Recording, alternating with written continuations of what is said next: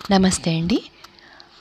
Drinking, smoking విషయంలో నా దగ్గరికి 2 ప్రొఫైల్స్ షేర్ చేశారు అబ్బాయిల పేరెంట్స్. అది నా కళ్ళతో నేనే చూశాను. అయితే ఒక్క విషయం అండి, ఇది అందరు అమ్మాయిల గురించి కానే కాదు. దయచేసి ఇది అర్థం చేసుకోండి. నాకు వచ్చినవి నేను చూశాను కాబట్టి అలా కూడా అమ్మాయిలు ఉన్నారు. రేర్గానే అండి. 100 ప్రొఫైల్స్ చూస్తే 2 ప్రొఫైల్స్ ఇలా మనకు కనిపించినాయి. కాబట్టి దాని గురించి సరదాగా వీడియో చేస్తున్నాను. ఎవ్వరు తప్పుగా భావించకండి. ఎవరిని నొప్పించడానికి కానే కాదు. హలో, నమస్కారం అండి. నా పేరు రుక్మిణి అండి. నేను హైదరాబాద్ నుంచి కాల్ చేస్తున్నాను.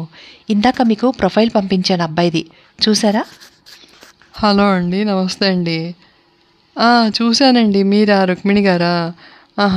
చూశానండి. అంతా బాగానే ఉంది.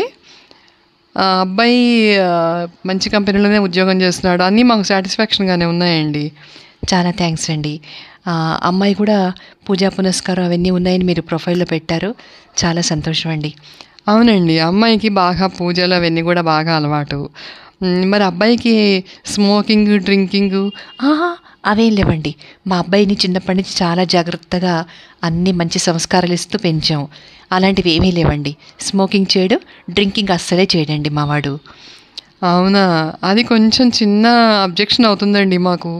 అదేంటండి, స్మోకింగ్ డ్రింకింగ్ చేయకపోతే అబ్జెక్షన్ ఎలా అవుతుంది మీకు? అంటే మా అమ్మాయి చాలా పెద్ద కంపెనీలో పనిచేస్తుందండి. అక్కడ పై వాళ్ళందరూ వస్తుంటారు విదేశాల నుంచి, వాళ్ళ అధికారులందరూను. వాళ్ళతో అప్పుడప్పుడు అమ్మాయి కొంచెం డ్రింక్ చేయడము, ఎప్పుడన్నా స్మోక్ చేయడం కూడా అలా అలవాటయింది అమ్మాయికి. అంటే అలవాటంటే రోజు చేయదు, కానీ అప్పుడప్పుడు అమ్మాయి స్మోకింగ్ను, డ్రింకింగ్ చాలా రేరుగానే చేస్తుంటుందండి.